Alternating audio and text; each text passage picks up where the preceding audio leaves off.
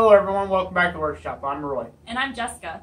Today we're going to be going over the balance between production items and one-of-a-kind artwork pieces. I have a few tips for you on using the balance of that on your online store, and Roy has some tips for you in practicality on doing one versus the other type of item. So in my shop, I started off as a one-of-a-kind kind of shop. Then that kind of transformed and morphed into doing production-like items, and then that slowly is transitioning back into doing one-of-a-kind and one-off items. So in the shop, I like to classify those items as like, you know, the one is your bread and the other one's your butter. So if you have butter, you're going to get fat, but it's not really filling. If you just have bread, you know, you're going to get full, but it's not very tasty. So the bread items are your production items. Those are your pieces that you sell at a consistent rate. You can keep track on a certain amount of expenditures on those items per month. You sell roughly a certain amount of those items a month, so you can always keep up stock for those things. And you don't have to buy too much stock, and you don't buy too little stock, things like that. And they always kind of cost the same because they're just a production item. So that's the bread, and that really takes and drives a business, gives business a stable leg to stand on. As where one-of-a-kind items, those are your butter, and those are the things that make that bread tasty. So, you know, that's where you really get to see advances in your equipment, advances in the type of ironwork you get to do, you know, next month and things like that, because those one-of-a-kind items, they don't sell that well, but when they do, you're like, oh man, I got $1,000 in my pocket. Woohoo! So much different than $100, right? You know, per item, or 50 or 10 or 20 or whatever level you're forging at currently. And so those one-of-a-kind, those one-off items, those are great, but you can't just have one-off items in the forge. It's not simply enough to make it anymore. Doing that, just making a one-of-a-kind knife that's the most beautiful thing in the world and it can slay dragons, and yet it's like $20,000 because it took you all year to make it and nobody wants it. I mean, and it takes you the next 10 years to sell it. So you can't do that. You got to have some more entry-level items to bring people in. The one-of-a-kind items, those definitely give a lot of variety to your shop, and they can show people the type of skill, like the skill range that you do have. But some of those items, like Roy says, they won't sell on a regular basis. They may just be too out of the range of the normal items that are purchased or sought after. But with the production items, what's really good about those is that you can get a process down and you can become very efficient at it, and you can even tool up for it. Yep. One example of that is I sell a lot of copper work, and I do mean a lot of copper bowls and things like that, and I get asked about them all the time and how much they sell for and everything else. You can check the site if you're curious about that. I'm easily searched, first search result on Google for that type of work. But so I sell a lot of copper work, and I'm not being facetious here, but that started off as kind of a one-off item. And that's where it kind of got interesting. And before you know it, I had another person want the same item, and then I had another person want the same item. I kept the listing up. And then, you know, I had another person want the same item. And then before long, I'm not going to take and do that too long without tooling up for it, because there was a lot of work. I had a guy explained to me in one of my copper videos that what I was doing was not raising, it was sinking of a bowl and things like that. And I won't go on a rant in this video about that, but he automatically assumed I had not done any sort of copper work before. And, you know, I have probably forged at least 1,500 bowls since I've started making them, and that's probably a conservative guesstimate just off the top of my head. You don't do that work all by hand for very long. You know, there's other jobs that come through the door. There's other things that I have to do. I have several projects on the go right now, very large work, very large jobs that are coming through the shop. And that's all good things. I'm very blessed with that.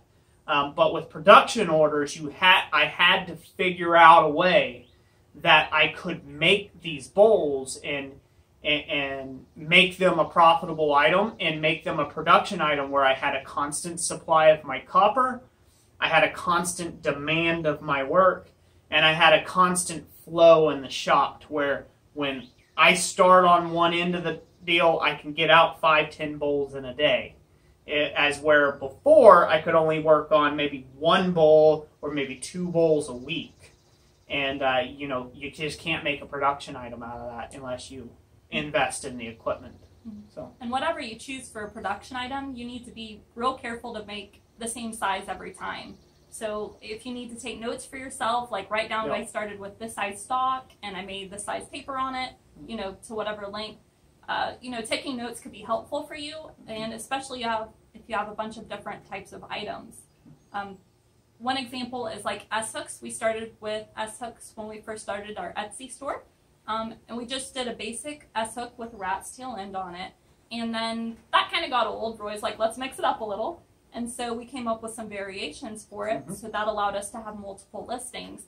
He did one where he just put a twist in the center, and then another one where it's like he just flattened part of it, or it might have been the whole thing, and it just gave it an interesting, different look. Yeah. So you can. And so that's taking one item, like what she's saying there, and creating multiple listings out of that one item. And essentially, the measurements are the same.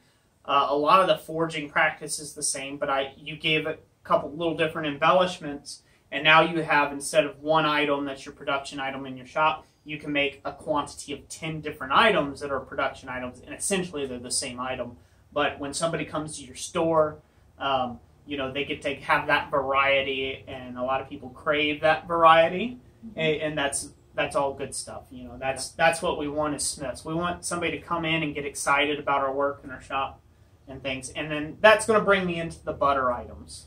So the butter items are those things that you work on when you're not working on production items. So I've got one. It's been sitting for a year now. I'm still working on it. It's a big lily pond sculpture, and it's going to have cattails and you name it. I plan on forging a whole duck and like some other stuff to it, craziness.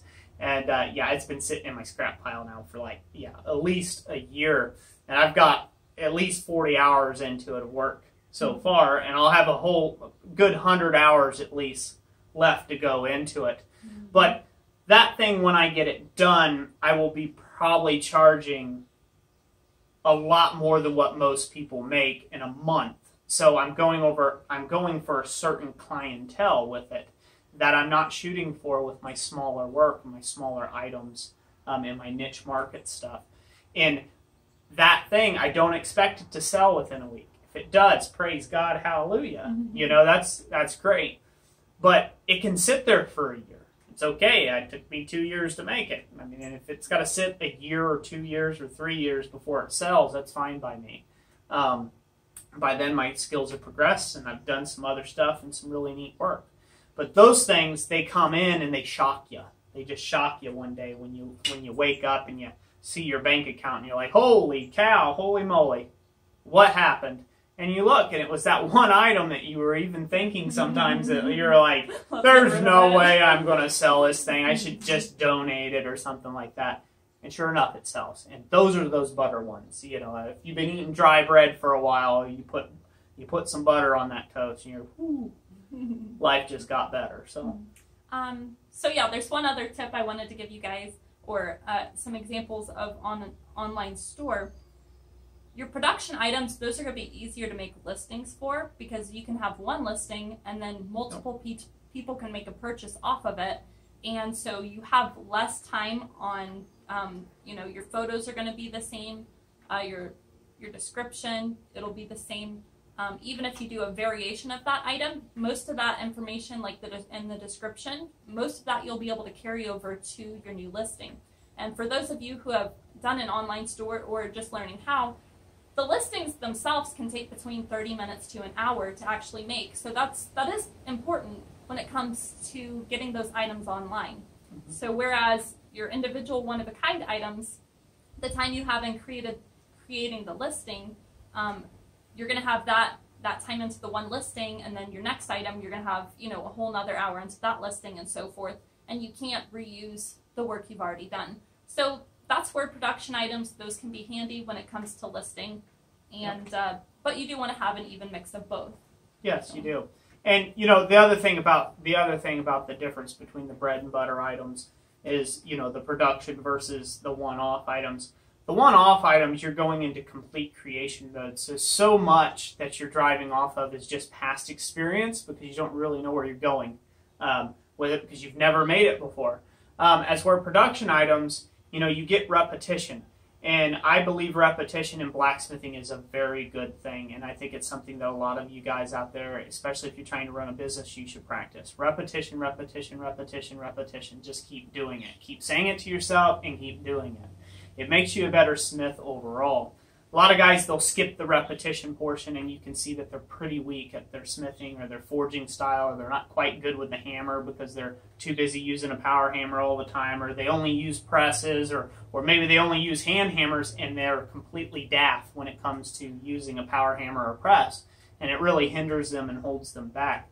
So if there's something that you're wanting to do, a product you're wanting to release, just keep working at it. Just keep working at it. Keep putting those repetitious items. Fill a store with all sorts of ironwork and repeat it. And keep filling buckets of your ironwork and boxes and shoe boxes full, and shelves and things of that nature full of your ironwork.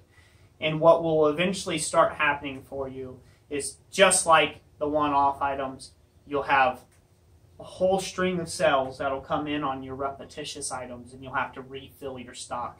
And then you'll get to a point where I'm at now, I can't keep anything on the shelf. I have no half-life on anything on my shelf, which is a problem some days, because when life happens, I have no stock to you know, keep up with. But it's so hard for me to, being a one-guy shop, to keep up with those repetitious items. It's a good problem to have. You guys can get there too.